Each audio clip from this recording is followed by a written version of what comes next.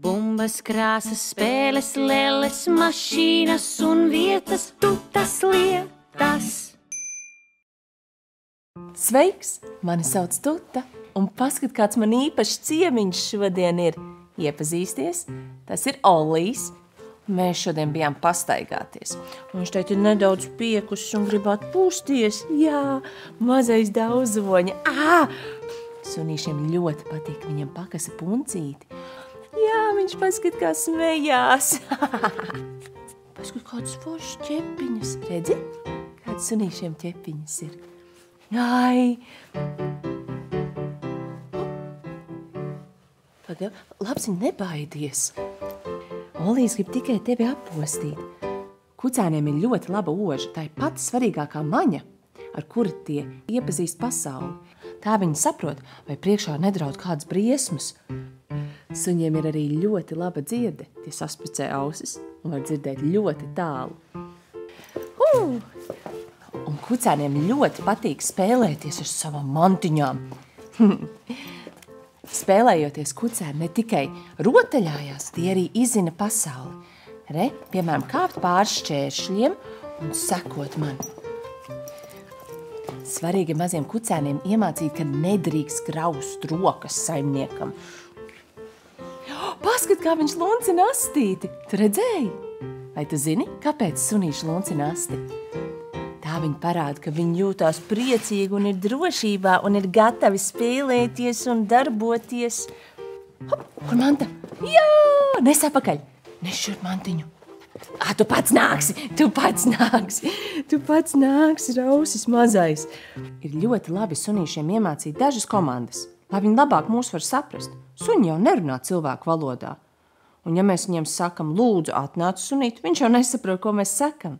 Tāpēc labāk ir pateikt vienkārši šurp. Vai guli, tā var iemācīt viņam pacietību, ka viņš apguļās, priekšā noliek gardumiņu un gaidi.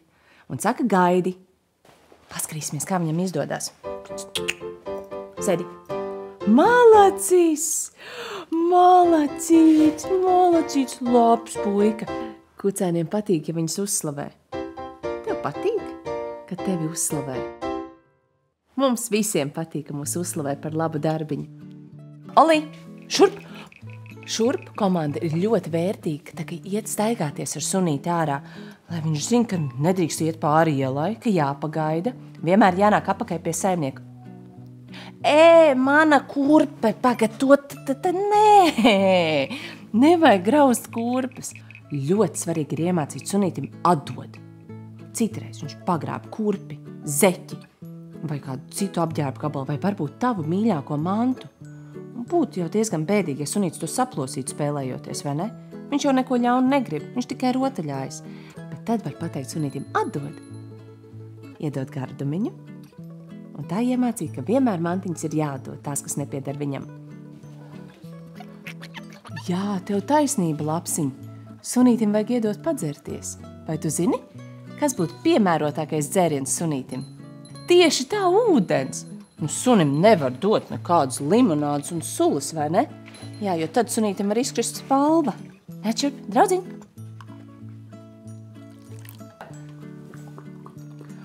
Kā izslāpis.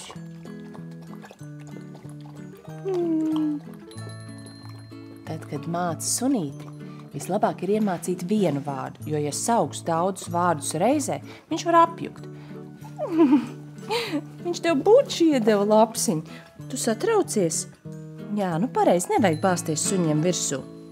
Vienmēr vajag nedaudz uzmanīties, jo suns jau ir suns, viņš ir dzīvnieks. Viņam ir zobiņi.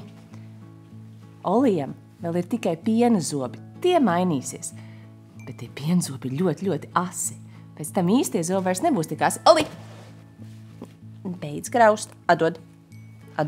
Šeit mums noderēs. Akal gardumiņš.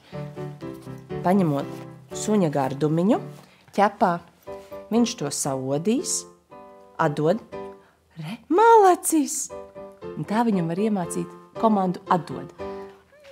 Kas ir lapsiņ? Tur ir peļķīte. Kā tā peļķīte gadījās? Tu domā, ka kucēns uztaisīja peļķīti? Ai, jā, kucēni bieži ir jāved ārā. Nu, ik pēc 2 stundām, lai viņi iemācītos, ka savas dabiskās vajadzības ir jākārto ārā, nevis istabā jātais peļķī, bet es domāju, ka šis nebija no kucēna. Te rotaļājoties, viņš apgāza ūdens glāzi.